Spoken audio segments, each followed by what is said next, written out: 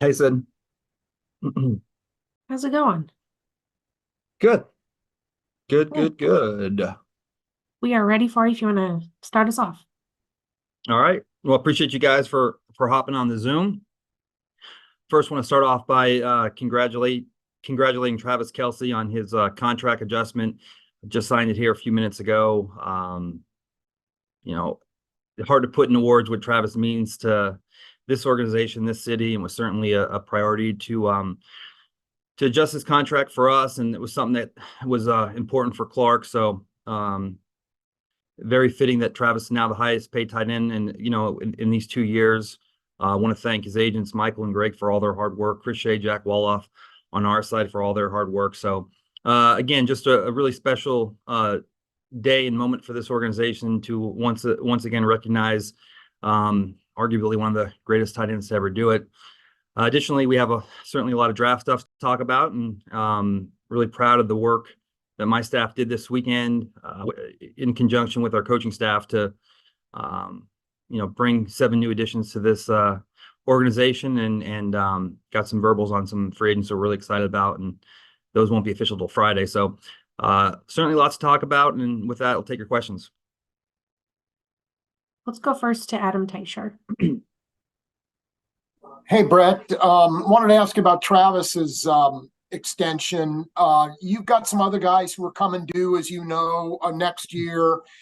So I just wanted to ask you what went into the decision to extend his contract now. And Sid, I'll have a second question as well.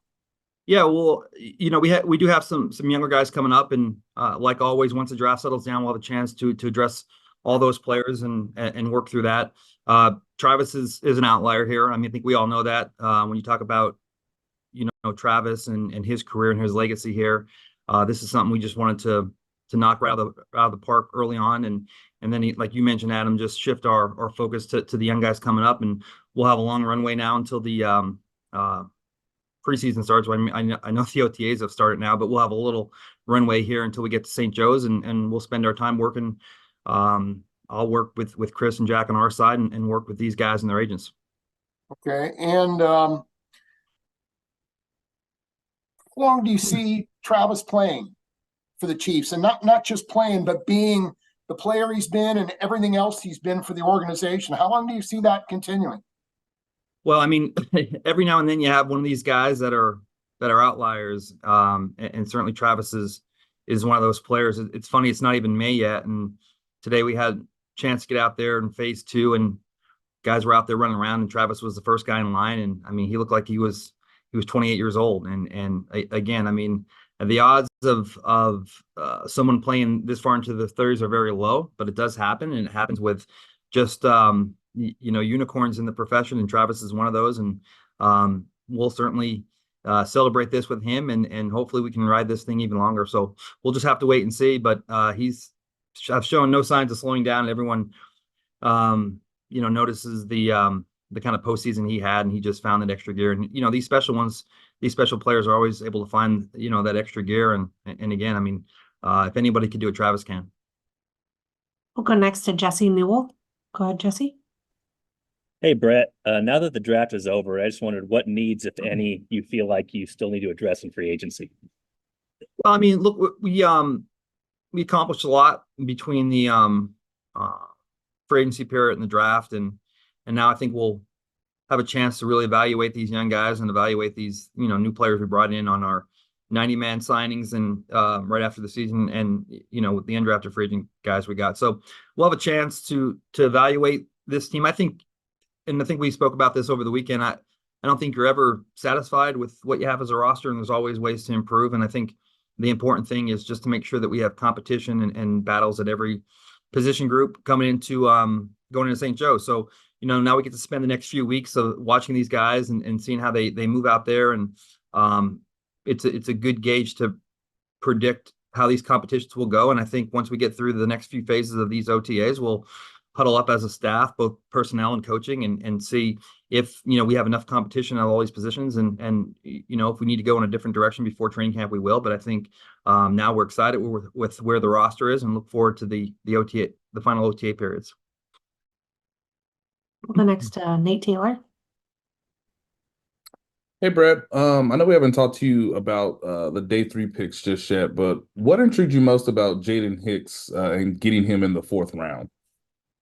Yeah, he's one of the, you know, every now and then, especially like where we pick in the draft, the tight ends, it just seems to be like the last few years harder to find tight ends in the draft than it had been in the past. And I think you do get a chance, depending on where you pick, maybe to select a receiving tight end or a blocking tight end. But these combo tight ends are hard to find. And I think the thing that intrigued us about Wiley was the fact that, I mean, he's a big kid, former quarterback, athletic, can run, but a guy that can certainly hold up in line and will get better as a blocker, but, can block, will block. And then, that receiving skill set he has, I think it's just, unique to add a true combo tight end on this roster. So certainly excited about, that prospect there. And, we had guys in the past like Blake Bell and some other guys down the line, but I just think, Travis is the best at what he does, and Noah Gray has done some really outstanding things for us the last few years.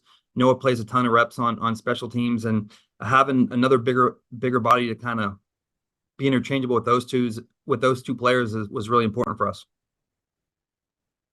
Let's go next to Todd Lebo. Brett, I'd like to ask you about a couple guys if I can. First up, Kingsley. Where did you guys have him on your board? I know a lot of people thought he might be a late first rounder. Which side will he play on? And I want to ask you about another guy too. Yeah, I mean, we had him up there obviously really high, and have to be prepared for all type of scenarios, and depending on how the draft unfolded. And again, you never know. I think we had a pretty good indication of just with the number of quarterbacks this year and the number of other offensive linemen that there'd be a chance a player like Xavier may slide to where we pick, but he was certainly in one of those top 25 to 40 considerations, and he was potentially consideration of 32. He's potentially consideration, how do we trade it down? So to have the draft unfold like it did and be able to select him at 63, feel very fortunate and lucky. And as far as position, I mean, he's played both right and left tackle, and I think plans are to throw him right there at left tackle and let him compete and battle with Wanye, and we'll see where it goes. And mentioned before the draft that certainly like some of the things we saw out of Wanye last year, and it was our job to bring in competition. And I think those guys will be excited to compete with one another and look forward to that battle at training camp, but also know that Kingsley has played on the right side too. So I think that there's a lot of versatility and value there. I want to ask you about the kid from Penn State, interior center, possibly guard. Creed had a few snap issues last year here and there. Is this bringing someone in to push him? What position do you see Hunter playing at? Well, really, I mean, when you lose a guy like Nick Allegretti, I mean, those guys are hard to replace, and like some of the things Mike Caliendo did last year. But when you have a guy that, these are long seasons, and these are week in and week out. There's a physical toll that these players have to undertake. So it's one of those things where it was always comforting knowing you had a guy and a player like Nick Allegretti, who, if needed or pressed into service like he was last year in the playoffs, can come in and can play center, can play guard, and get you out of the game there. And when you look at Hunter and his career, I mean, the kid started out playing tackle, and then he transferred to Penn State, played guard, played center. So extremely smart kid. I think he had a mechanical engineering degree, and but one of those guys that we feel has a tremendous amount of upside, but also almost seeing like that Nick Allegretti role, where I think he can come in and certainly will compete like the rest of the guys do. But I think we have a high amount of confidence in him, knowing his background, knowing how smart he is, that he can come in and play quality reps and provide quality starts if needed. Let's go next to Matt Derrick. Thanks, Sydney. And I got two questions, if you don't mind. First one, Brett, you talked a little bit there, the details about Kingsley and Hunter, but kind of big picture wise, addressing offensive line with 3 different draft picks, was that the priority coming in? Was that just a good opportunity? And how do you kind of feel like that position's come together now? Well, we lost a few guys in the offseason. So, I mean, Donovan Smith was a free agent. We lost Allegretti. And just depth-wise, I mean, it's one of those things. I think every GM would say the same. When you go into training camp, you're always looking at your backup line, and you're looking to make sure that you have 8, 9, 10 that you feel really good about. And so, certainly, again, mentioning Wanye and his development last year, I mean, there's 5 guys, and Caliendo play a little 6, and we still have Lucas, who has every year come back better with that injury. So, but again, I mean, there's been many years where we carried 10 offensive linemen. I think the last couple of years it may have been 9, but always want to shoot for that number there. And I thought, just looking at our roster, not only were we wanting to provide competition at that left tackle position, swing tackle position, but we also needed some more depth in the interior offensive line and players that had experience both at center and guard. So again, you can't have enough of those, and every team carries around 10. Again, I think for the most part of my GM tenure, I believe we were close to 10, and some years I think we even had 11 when we had guys that weren't counting against the 53. I think we snuck in 11 one year, but we're always trying to look for 10 linemen. Some years it's 9, but just wanted to make sure that we had enough competition there to compete for those 8, 9, 10, 11 spots. And I know Adam kind of asked you about, specific needs that you might still have left, but going into the draft, you had mentioned wide receiver and tackle, obviously being 2 of the big ones. Are those positions where you'd still look to be bringing back some of the guys that you have that are outstanding free agents, like a Donovan Smith and McCole Hardman?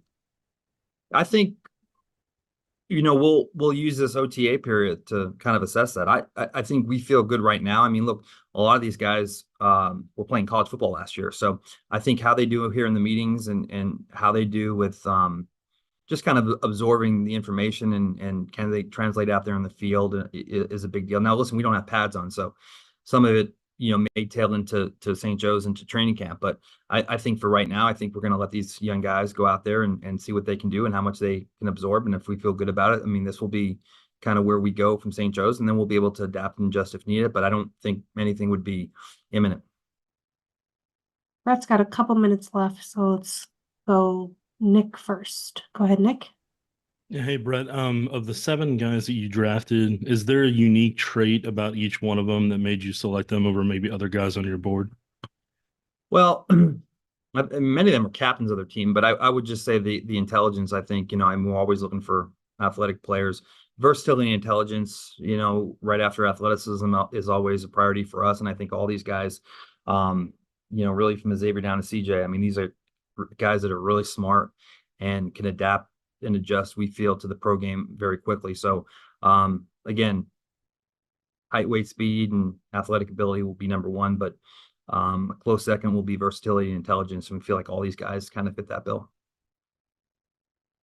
We'll go next to Pete Sweeney.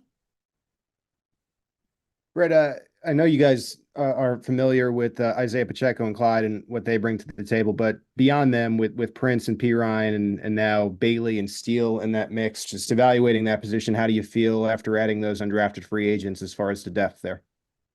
Yeah, and Keontae Ingram was a guy we like too. We got him late last year, and it's hard when guys come in the middle of the season. We added him to our practice squad late, but I think we were a fan of his when he was at USC. So, I think that's going to be one of those positions that will be just like the left tackle starting position, just like, the tail end positions at corner. I think that running back position will be a battle. And, it usually comes down to special teams and pass protector as a number 3 here. So I think all these guys have traits we like, and now it's just a matter of a couple of those guys just putting together a solid training camp, and that's from the mental side of things and from the special team side of things. So I do think, though, we have some guys that all have ability, and now it's just a matter of those guys going out there and earning position. But from a talent perspective, I think as you mentioned, Pete, with Bailey and Steele we brought in. And then last year, Prince and Keontae Ingram, I think, all those guys have talent and ability to play in this league. Now it's just a matter of who can put together a solid training camp and earn the position. Last 2, go ahead, Adam. Hey, Brett, you've talked in some detail about a lot of your draft picks, but I wanted to ask you about Hicks, Haddon, and Hansen, what you liked about those 3 guys and how you see them fitting in as well. Well, Hicks, just the value was too great there. This is where you just want to stay true to your board and take the best player available. And, he's one of those players that, I mean, you look left to right in your board and you have, again, needs at receiver and O-line, D-line, and corner, and then all of a sudden you get to your pick and you have a player that is at the safety position, and we have some really good safeties here on this team, but just from a talent perspective and just long-term planning perspective, I mean, it was just too good of a player to pass up. I mean, he's a guy that, I mean, you can do a lot of different things with. I mean, he's a big kid. He has good range. He's physical. He can play down high. I mean, he can play down low in the box, and he can play in the back end. And another really smart, intense player. And with the special teams roles, imagining him on special teams, I'm sure Tobe is going to have a blast with him. So it was just one of those situations where when we got to our pick, we just want to stay true to our board and take the best player available, and he was by far the best player available. And then Haddon was a guy that we kind of target there day 3. Tough physical kid.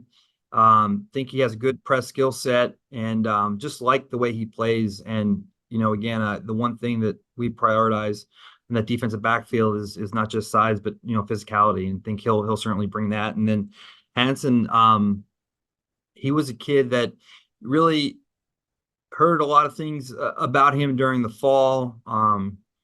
And I think he showed up at the East-West game there and kind of took us by surprise. Super athletic kid. I think that he has, high ceiling, and one of those guys that Coach Heck was excited to work with there, and was surprised that he was still there in the 7th. Usually those guys that have success at smaller levels but go to an all-star game and excel and show out, usually those guys get nabbed up there in the 5th or 6th round. So when we were sitting there in the 7th round, we did have some other needs, but again, like Hicks was just a player and at a position that those guys are hard to find. They're hard to bring in as free agents. There's usually bidding wars and every team is after him. So just think he's another guy like Hunter that has guard center flexibility, played tackles, at Holy Cross there, but again, showed up and played well at guard at the East-West game, but also think he has center flexibility too. So Coach Heck will do a great job with both Hunter and Hansen in regards to giving both those guys reps at guard and center. So again, the more versatility you have, the more important you become. But I think both those guys can handle, and mentally, both those guys are extremely smart. So don't think that will be an issue for either of those players. Thanks, Brett. That's it. Yeah, awesome. Thank you, guys. Yeah. Cough all day. Excuse me, sorry. I thought I was on mute. I'm gonna